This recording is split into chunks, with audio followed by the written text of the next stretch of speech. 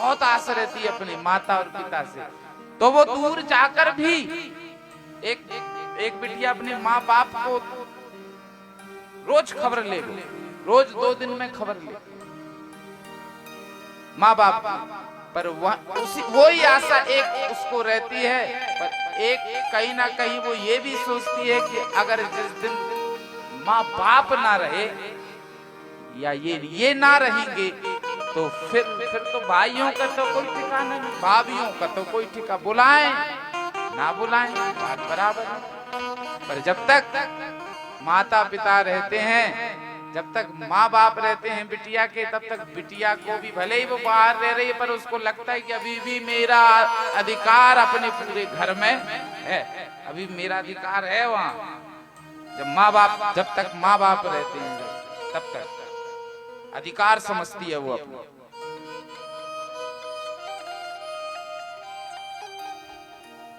जनक जी के अंक से लिपटकर जानकी रोने लगी,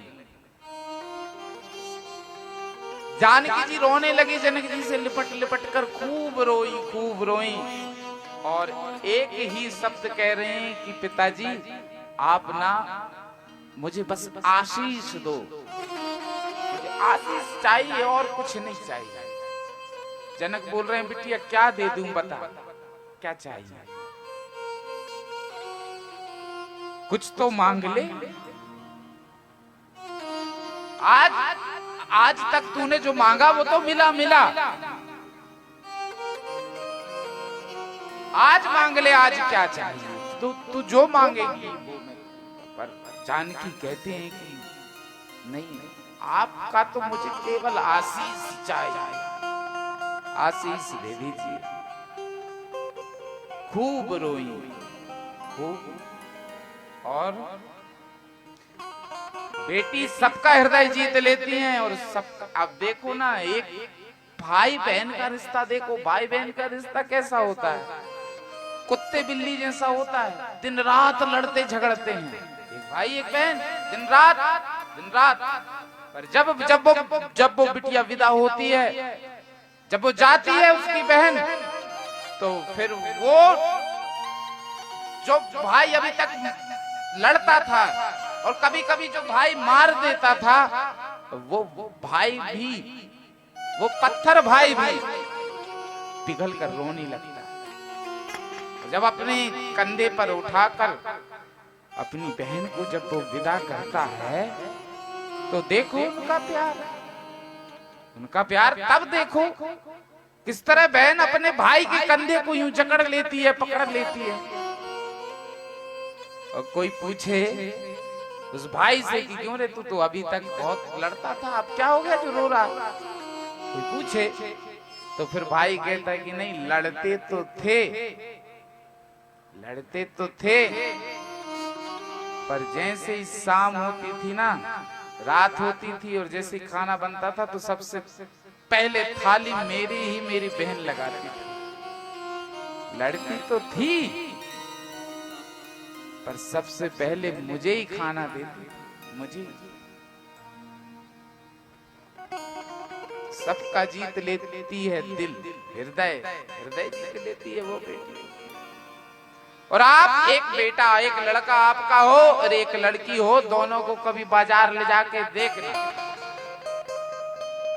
कोई मेले में ले जाकर के देखना, लड़का बंदूक ही खरीदेगा वो, और दूसरी चीज उससे नहीं आएगी खरीदते। पर तुम्हारे पास अगर एक बेटी है, एक बिटिया है, तो वो एक गुड़िया खरीदेगी छोटी सी, और फिर उसी को ही सजाएगी, उसी को संवारेगी, और बस उसी में खेल उसका। कोमल जिसका हृदय होता है, जिसका हृदय अति कोमल होता है, वो बेटी जो संजो के रखे, वो बेटी जो घर को बना के रखे, वो बेटी। तो आज लिपट कर रो रही हैं, और माँ तो कर्तव्य बोध का ज्ञान करा रही हैं, क्योंकि जनक की पत्नी है, कोई साधारण सांसारिक पुरुष की पत्नी नहीं है, जो तत्वदर्शी हैं, जनक उनकी पत्नी है।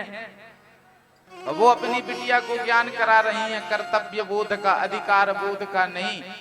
अधिकार बोध जो हम लोग कराते हैं ना, जा तो रही, अगर कोई कुछ बोले तो फटाक से जवाब देना, सुनना नहीं किसी की, ये ज्ञान नहीं, ये ज्ञान नहीं दे रही। ज्ञान ये दे रही हैं कि तू जा तो रही है ना, पर एक बात का ध्यान रखना बिटिया,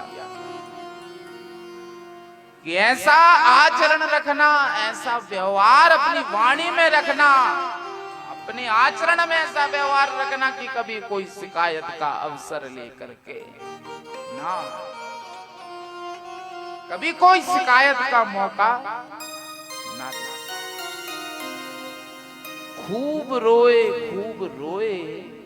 जनक, और जनक जब रोए तो जो थे ना मंत्री, अरे वो कहने लगे, पकड़ने लगे जनक जी को कि महाराज थोड़ा सा तो ख्याल रखो, आप राजा हो, कोई सामान्य नहीं, आप राजा हो, पूरी प्रजा आपको देख रही है, कहां के राजा महाराजा, आपको, आप चक्रवर्ती सम्राट हो, आप कोई सामान्य नहीं, और इस तरह रो रहे हो जैसे कोई बच्चा बिलखता हो, ऐसा रो रहे हैं जनक। जैसे कोई बच्चा, छोटा सा बच्चा किसी चीज के लिए रूठ जाता है ना, और किस तरह उसके अश्रु बहते हैं, जैसे बिल्कुल झरझर आंसू टपकते हैं, ऐसे झरझर अश्रु जनक के बह रहे। लोग समझा रहे हैं कि धैर्य रखो महाराज, आपको शोभा नहीं देता, आपको शोभा नहीं देता। जनक जी कह रहे हैं मंत्री, जिस दिन तुम अपनी बिटिया को विदा करोगे ना, तो उस दिन देखना,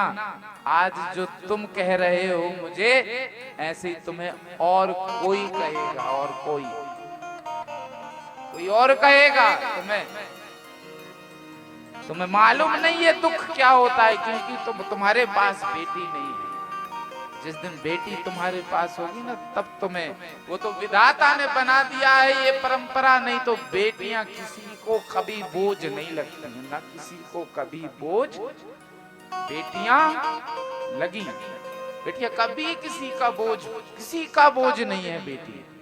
और एक माँ बाप को तो जीवन भर अपनी बेटी कभी बोझ नहीं लग सकती, कभी बोझ नहीं लग सकती। वो तो एक विधान है विधाता का कि बेटी जब घर में आती है तो अगर ना करें तो ये विधान भी ना करें पिता, तो समाज, लोग, वो नियम है, वो धर्म कहता है कि बेटी को विदा करना ही पड़ता है। विदा करना कोई संसार का माँ बाप नहीं चाहता कि मैं अपनी बेटी को विदा करूं। पूछ लो हृदय से, किसी के हृदय में हाथ रख करके, जिसकी बेटियां हैं उसके हृदय में हाथ रख करके आप पूछा जाए तो वो कह देगा कि नहीं, वो तो विधान है तो करना पड़ता है, अगर ये विधान नहीं होता तो मैं अपनी बेटी को कभी अपने से दूर ना करता, पर विधान है। आज माँ विदा हो रही है,